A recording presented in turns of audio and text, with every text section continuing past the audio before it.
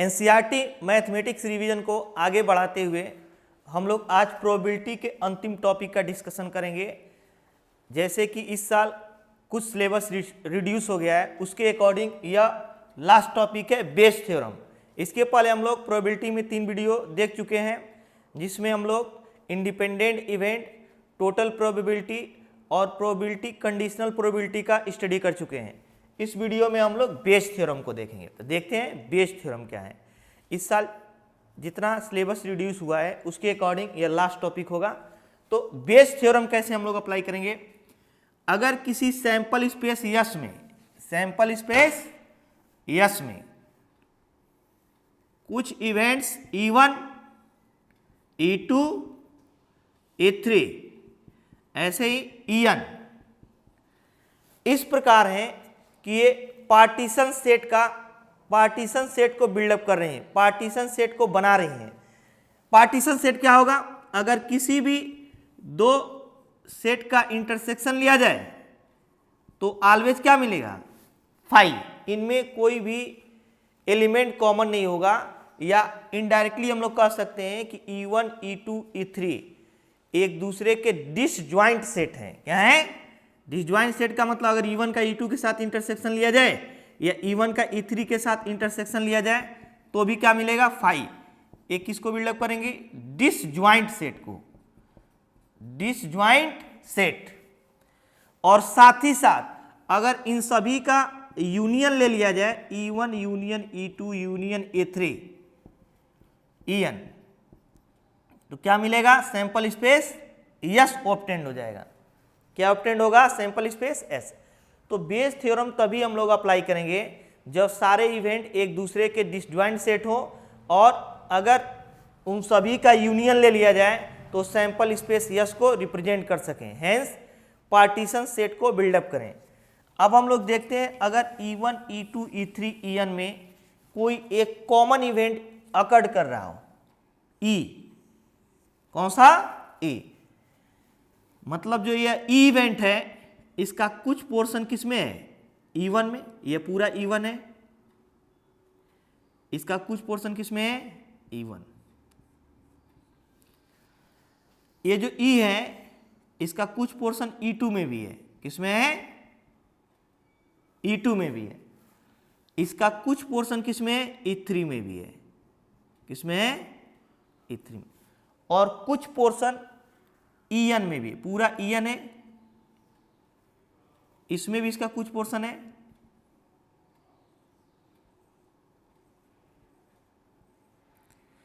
तो कह दिया जाए कि E के अकरेंस का प्रोबेबिलिटी क्या होगी? E के घटित होने की प्रोबेबिलिटी क्या होगी? Pe इक्वल टू कितना? P इक्वल टू, सबसे पहले हम लोग E1 इवेंट को सिलेक्ट करेंगे, Pe1 E1 की प्रोबेबिलिटी इनटू E की प्रोबेबिलिटी जब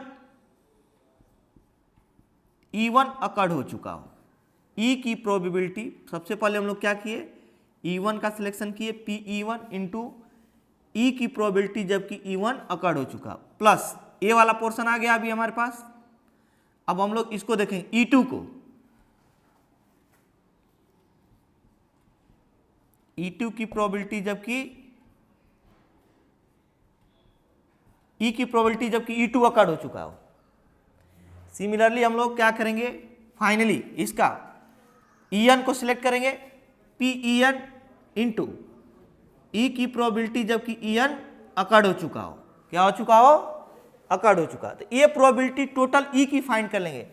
अभी जो प्रोबेबिलिटी हम लोग E फाइंड किए हैं इसके लिए सैंपल स्पेस क्या है? S है।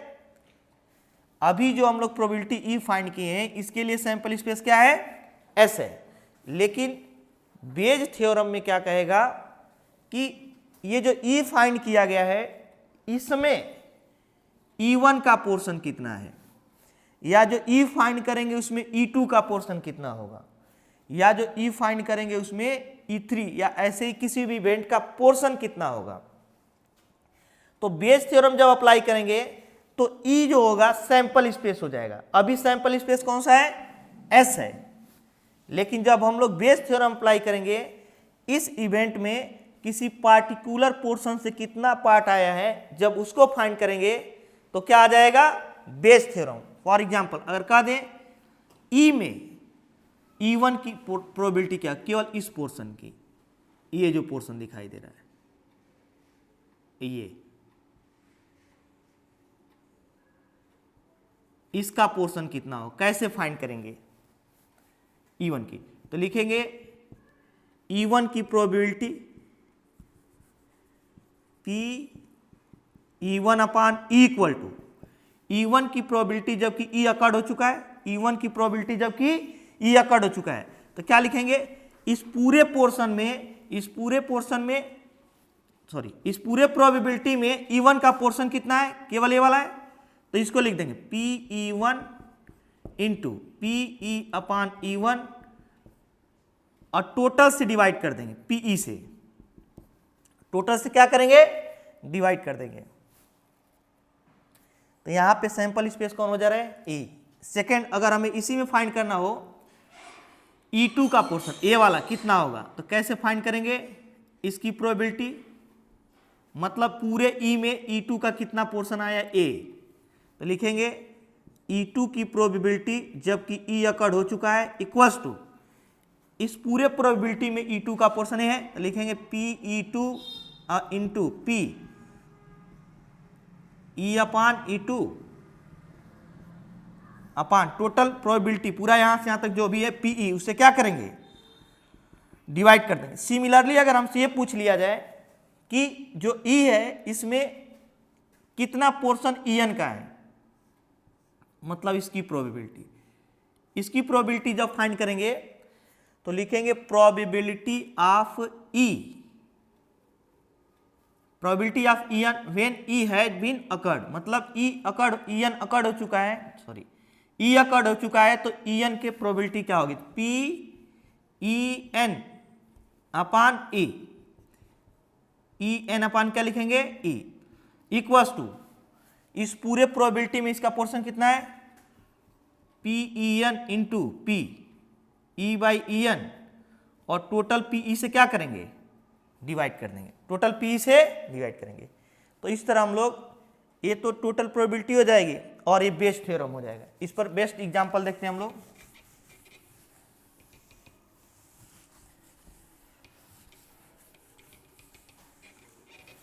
एनसीईआरटी का ही देखते हैं, एक्सरसाइज की क्वेश्चंस।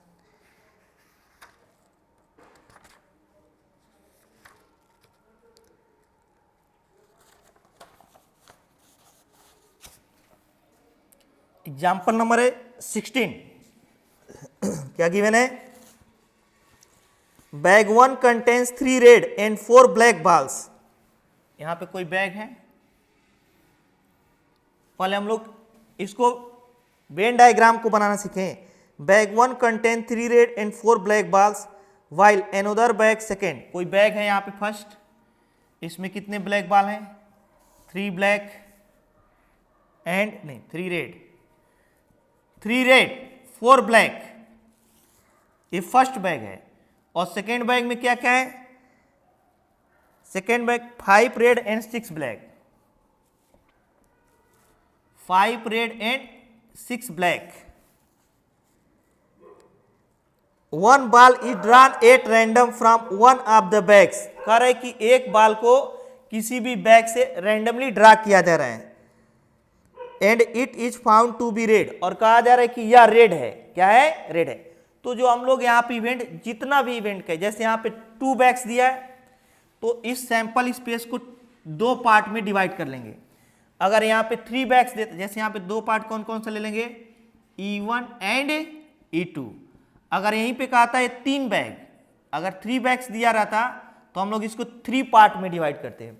अगर 4 बैग दिया रहता तो सैंपल स्पेस यस को कितने भाग में डिवाइड करते हैं, 4 पार्ट में। मतलब जितना यहाँ पे बैग्स दिया रहेगा, जितने इवेंट्स दिए रहेंगे, उनमें उतने ही नंबर में सैंपल स्पेस यस को डिवाइड कर लेंगे। तो यहाँ पे देखें, let event of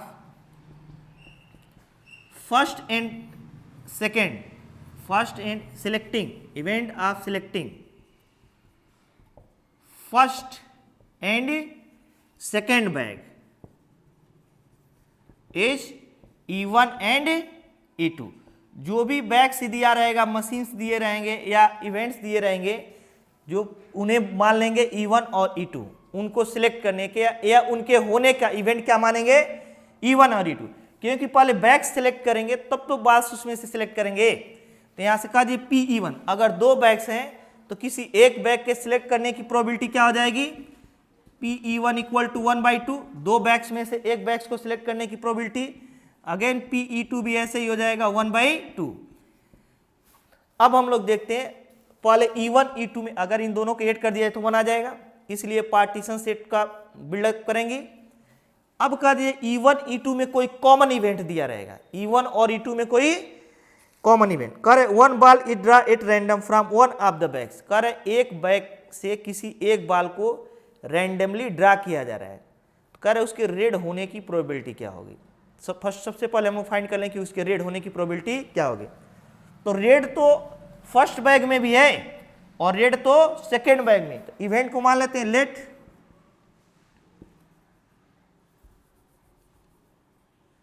event of red ball is capital E. अब रेड बॉल का इवेंट क्या है, कैपिटल ई है, तो वो रेड बॉल फर्स्ट से भी हो सकता है, फर्स्ट बैग से भी और सेकेंड बैग से भी। फर्स्ट बैग में भी रेड बॉल्स हैं और सेकेंड बैग में भी क्या है, रेड बॉल्स हैं। तो प्रोबेबिलिटी कितनी होगी, अगर वो फर्स्ट बैग से हो तो फर्स्ट बैग में, मतलब सबसे पहले हम फर्स्ट बैग का सिलेक्शन किए तो इसमें इसकी प्रोबेबिलिटी कितनी हो जाएगी, ये फर्स्ट बैग है और क्या है, सेकेंड बैग, तो PE/E1, PE/E1 ये क्या बता रहा है, रेड बॉल होने की प्रोबेबिलिटी जबकि वो फर्स्ट बैग से हो, E1 से हो, क्या हो, E1 से हो। तो फर्स्ट बैग में कितने रेड बॉल है, 3 अपन टोटल बॉल्स कितने हैं, 7। अब ये वाला पोर्शन क्या बताएगा, ये वाला पोर्शन बताएगा, ये पूरा इवेंट है, ये पूरा मिलाकर क्या है, इवेंट। इवेंट ऐसा है जो फर्स्ट में भी होगा और सेकेंड में भी होगा। तो ई क्या बताएगा, ये वाला पोर्शन ये E2 के अंडर में है, E2 के अंतर्गत है, तो बोलेगा रेड बॉल होने की प्रोबेबिलिटी जबकि वो सेकेंड बैग से हो, तो इसको कैसे लिखेंगे, PE/E2, PE/E2, इसमें कितने रेड बॉल्स हैं, 5 अपन क्या लिखेंगे, 11, क्या लिखेंगे। तो अब इसकी टोटल प्रोबेबिलिटी कैसे फाइंड करेंगे, PE इक्वल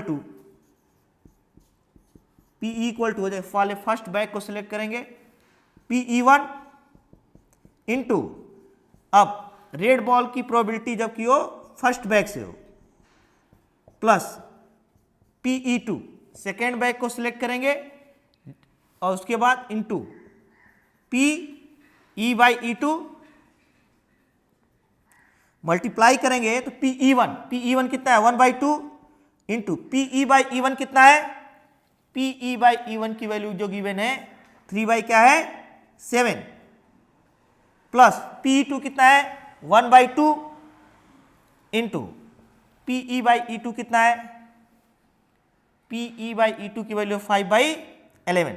तो टोटल सॉल्व कर देंगे तो 3/14 और ये हो जाएगा प्लस 5/22।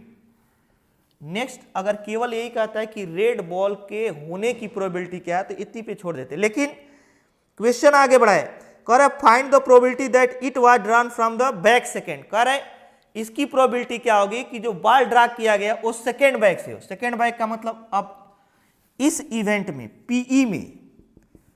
PE में E2 का कितना पोर्शन इंक्लूड है, इसको पूछा है। ऐसे अगर केवल कहता है रेड बॉल की प्रोबेबिलिटी तब तो यहीं पे छोड़ देते हैं, लेकिन कह रहे रेड बॉल किससे हो, सेकेंड बैग से। तो अब इसको जब सॉल्व करेंगे तो E2 की प्रोबेबिलिटी जबकि E क्या हो चुका हो, अकर्ड हो चुका हो, तो E2 वाला पोर्शन कितना है इसमें, यही तो है, तो लिखेंगे PE2 इंटू PE/E2/PE, टोटल से डिवाइड कर देंगे। टोटल से क्या करेंगे, डिवाइड कर देंगे। अगर कहता कि जो ड्रा बॉल है वो फर्स्ट बैग से हो तो ये वाला पोर्शन है, जैसे इसमें 2 पोर्शन है, इस प्रोबेबिलिटी में एक या इस सेकेंड बैग से, फर्स्ट बैग से, तो अगर सेकेंड बैग से बाल होने की प्रोबेबिलिटी पूछेगा, सेकेंड वाले में टोटल से डिवीजन कर देंगे। इसका पोर्शन कितना है 5/22 अपन पीई का पोर्शन टोटल कितना है ऐड कर देंगे 3/14 और प्लस 5/22। जब इसको सॉल्व कर देंगे तो जो रिक्वायर्ड प्रोबेबिलिटी पूछा है वो आ जाएगा। अब हम लोग नेक्स्ट देखते हैं क्वेश्चन।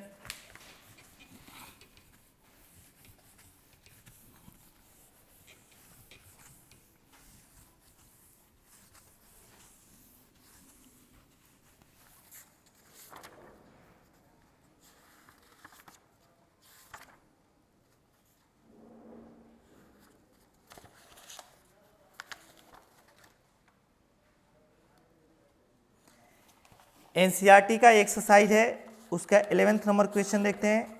एक्सरसाइज कौन सा है 13.3 का क्वेश्चन नंबर 11।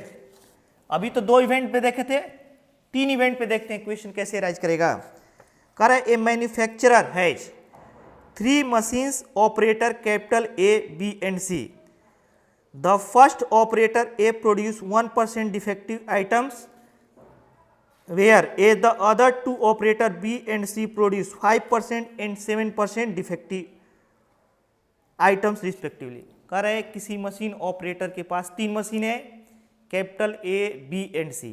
सिमिलरली वैसे हो जाएंगे 3 बैग्स हैं A, B and C और जो मशीन A है वो भी डिफेक्टिव प्रोडक्ट बना रहा है, जो मशीन B है वो भी डिफेक्टिव प्रोडक्ट बना रहा है और मशीन सी है वो भी डिफेक्टिव प्रोडक्ट। इसका मतलब तीनों मशीन पे एक कॉमन इवेंट कौन सा हो गया डिफेक्टिव आइटम्स का बनाना। तो सबसे पहले ए बी सी को अलग अलग कर लेते हैं। तीनों इवेंट ए बी सी को क्या करते हैं अलग अलग, A B and C 3 machine है यहाँ पे और इनको अलग अलग कर लेंगे। इन तीनों मशीन में एक कॉमन इवेंट दिया है कि तीनों मशीन्स डिफेक्टिव आइटम्स बनाते हैं, तो उस कॉमन इवेंट को इन तीनों में दिखाएंगे, उसी को मान लेंगे ई। क्या मान लेंगे ई। अब इस पे कुछ और, A is on the job for 50% of the time. कह रहा है ए जो है वो कितने परसेंट के लिए जॉब पे रह रहा है 50। इसका मतलब पी ए इक्वल टू ए की प्रोबेबिलिटी, जैसे सैंपल स्पेस यस में एक का पोर्शन कितना है, सैंपल स्पेस यस में ए का पोर्शन कितना हो गिवन है 50%। 50% का मतलब 50/100 इक्वल्स टू 1/2।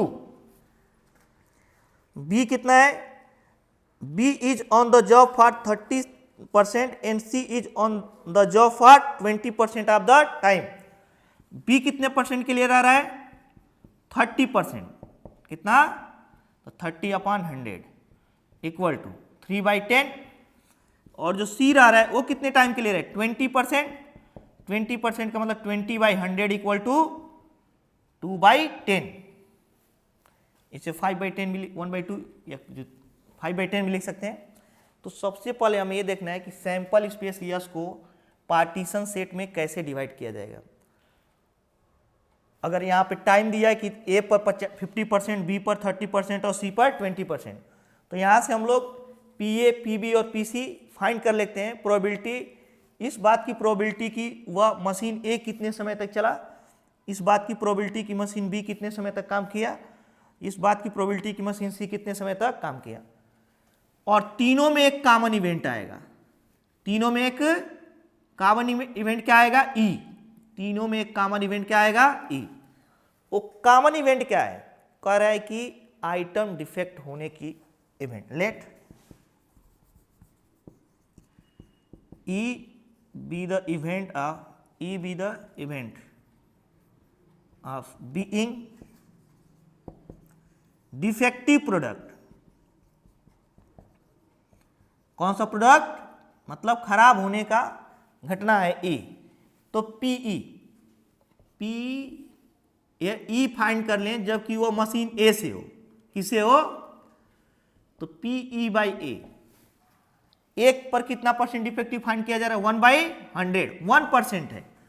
कह रहे मशीन ए जो है 1% डिफेक्टिव प्रोडक्ट बना 1/100 हो जाएगा खराब होने की प्रोबेबिलिटी जबकि ए मशीन से हो। इसी प्रकार बी का पोर्शन फाइंड कर सकते हैं, खराब होने की probability P E by A B, जबकि वह मशीन बी से कितना परसेंट गिवन है 5% गिवन है, तो 5 अपान क्या हो जाएगा 100 हो जाएगा। खराब होने की प्रोबेबिलिटी जबकि हो सी मशीन से हो, खराब होने की प्रोबेबिलिटी जबकि हो सी मशीन से, कितना गिवन है 7%। 7% इक्वल टू 7/100। तो ये सारी प्रोबेबिलिटी अभी हम लोग फाइंड किए हैं कि वो प्रोडक्ट क्या हो जाए, खराब हो जाए। तो टोटल प्रोबेबिलिटी कितना हो जाएगा खराब होने का, total probability of being, total probability of being defective product, कैसा product, defective product, PE equal to P A into PE/A। मतलब ये बोलेंगे पहले ए मशीन को सिलेक्ट किए और उस पर खराब होने की probability plus PB into PE/B और प्लस अब क्या करेंगे सी मशीन को सिलेक्ट करें PC इंटू PE/C। ये टोटल कितना हो जाएगा PE इक्वल टू यहां से टोटल हो जाएगा PA, एक पर क्या है 1/2 इंटू क्या लिखेंगे 1/100 और प्लस 1/2 इंटू क्या लिखेंगे 5/100 प्लस ये कितना है 3/10 और ये कितना है 2/10 इंटू 7/100। तो ये प्रोबेबिलिटी केवल किसकी है, केवल खराब होने की प्रोबेबिलिटी। अगर क्वेश्चन यहां तक कहता है कि आइटम के खराब होने या डिफेक्टिव होने की प्रोबेबिलिटी कितनी होती है, इतना हो जाए। लेकिन क्वेश्चन को आगे बढ़ाते हुए कह रहा है a defective item is produce, what is the probability that it was produce by A. अब कह रहे हैं कि डिफेक्टिव आइटम तो प्रोड्यूस हो गया है, लेकिन इसकी प्रोबेबिलिटी क्या होगी कि यह डिफेक्टिव आइटम किससे हो जाए, ए से। इसका मतलब इस पूरे पोर्शन में केवल इसको पूछ लिया है। अब इसके लिए सैंपल स्पेस कौन सा हो जाएगा, ई हो जाएगा। क्या हो जाएगा, ई। तो अगर हम लोग फाइंड करें डिफेक्टिव प्रोडक्ट,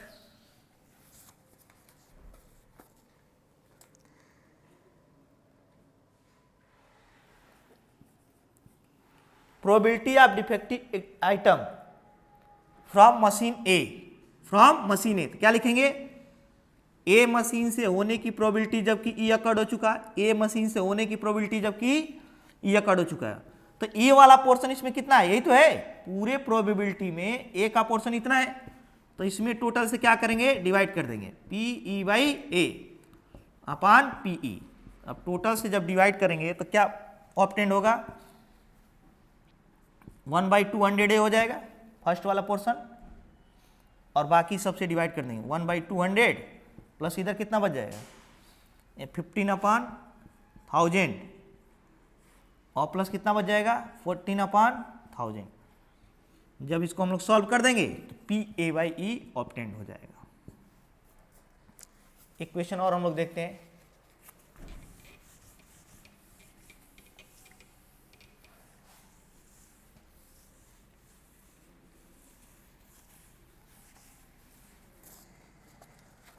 एक्सरसाइज का ही क्वेश्चन नंबर 4 देखते हैं।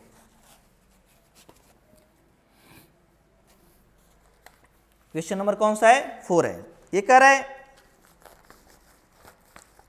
इन answering a question on a multiple choice test, multiple choice test हो रहा है और उसमें आंसर करना है।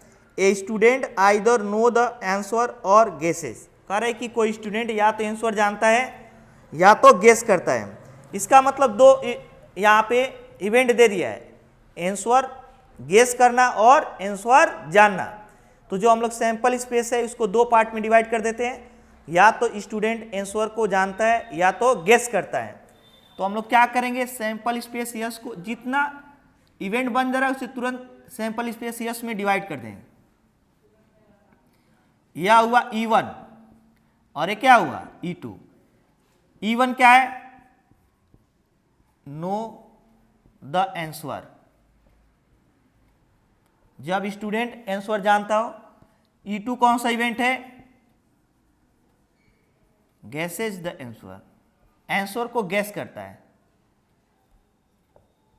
तो दो इवेंट हो गए यहां पे, या तो आंसर को जानेगा या तो गेस करेगा। और गिवन क्या है, let 1/3 be the probability that he know the answer and 1/4 the probability that he guess। कर इसकी जो प्रोबेबिलिटी है Pe1 की आंसर जानने की वो कितना है 3/4, और कर जब गेस करता है उसकी प्रोबेबिलिटी कितना है Pe2 1/4। तो अगेन कर रहे आंसर मतलब कर रहे कि जब वो जानता है इसकी प्रोबेबिलिटी क्या होगा 3/4 और गेस करेगा इसकी प्रोबेबिलिटी कितना होगा 1/4। आगे क्वेश्चन को बढ़ाए, assuming that the student who guesses at answer will correct with probability 1/4। कह रहे कि अगर वो मतलब करेक्ट आंसर, यहाँ पे जो सेंटेंस आया है कि स्टूडेंट द्वारा करेक्ट आंसर जानने की प्रोबेबिलिटी जब वो गेस करता है 1/4 है, इसका मतलब हमें फाइंड क्या करना पड़ेगा, टोटली करेक्ट आंसर जानने का प्रोबेबिलिटी फाइंड करना पड़ेगा। तो मान लेते हैं let event of correct answer is W, correct answer is E। Correct answer जानने की जो इवेंट है उसे E मान लिए, इसका मतलब E दोनों में होगा। करेक्ट आंसर तो तब भी कर सकता है जब वो आंसर जानता हो, और तब भी कर सकता है जब वो गेस करे। जैसे यदि आपको एक क्वेश्चन दे दिया जाए, अगर आप उसका आंसर जानते हैं तो भी सही कर सकते हैं, और अगर गेस कर रहे हैं मल्टीपल चॉइस है तो भी चांस है कि सही हो जाए। तो इसकी प्रोबेबिलिटी दिया है, हम लोग ई क्या माने कि करेक्ट आंसर होने का इवेंट क्या है, तो P E/E1। P E/E1 मतलब जब वो आंसर जानता है तो आंसर सही होने की प्रोबेबिलिटी एक क्वेश्चन में नहीं दिया है कि कितना होगा, जब वो आंसर जानता हो तो सही होने की प्रोबेबिलिटी कितना हो जाएगी 1, क्योंकि अगर कोई आंसर जानता है तो सही बताएगा। तो उसकी प्रोबेबिलिटी इसीलिए क्वेश्चन में नहीं गिवन है क्योंकि उसकी प्रोबेबिलिटी कितना हो जाएगा 1 हो जाएगा। तो Pe/E1 इक्वल्स टू 1 हो जाएगा। यहां मैं अगेन रिपीट कर रहा हूं, यहां पर ए नहीं बोला है कि जब वह आंसर जानता हो तो सही होने की प्रोबेबिलिटी क्या है, आंसर जानता हो तो सही होने की प्रोबेबिलिटी क्या होगी। क्यों नहीं दिया है, क्योंकि अगर वो आंसर जानता होगा तो सही होने की प्रोबेबिलिटी 1 होगी ही होगी। लेकिन ये दिया है कि जब वो गेस करता है तो सही होने की प्रोबेबिलिटी कितना होगा Pe/E2 इक्वल्स टू 1/4। तो इसकी जो वैल्यू दिया है 1 हो जाएगा। एक गिवन नहीं है, हम लोग को मालूम होना चाहिए कि अगर वो आंसर जानता है तो सही होने की प्रोबेबिलिटी 1 ही होगी। Pe/E2 इक्वल्स टू कितना हो जाएगा 1/4। क्या हो जाएगा, हमारे मान से बहुत इंपॉर्टेंट क्वेश्चन है क्योंकि बच्चे इसकी प्रोबेबिलिटी लिखने में कंफ्यूज हो जाएंगे। तो अगर आंसर जानेगा तो सही होने की प्रोबेबिलिटी 1 होगी, एक क्वेश्चन में नहीं गिवन है। अब हम लोग टोटल प्रोबेबिलिटी ऑफ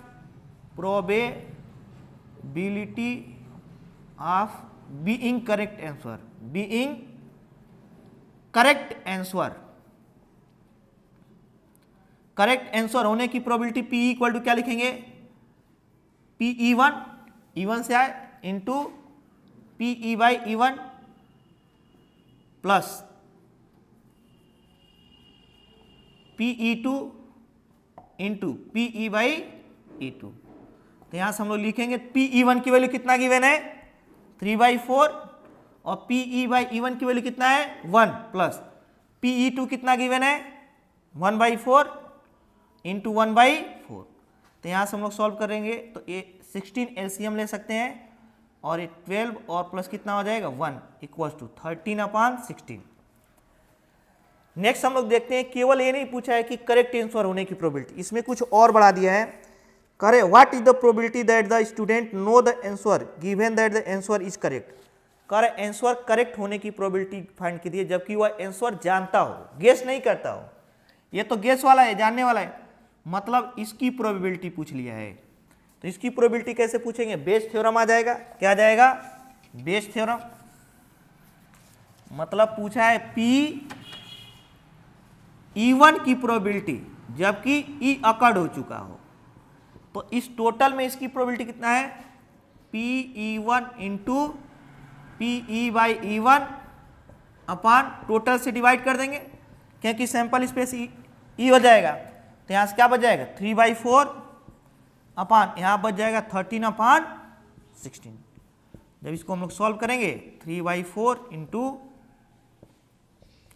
16/13 12 अपान 13 हो जाएगा।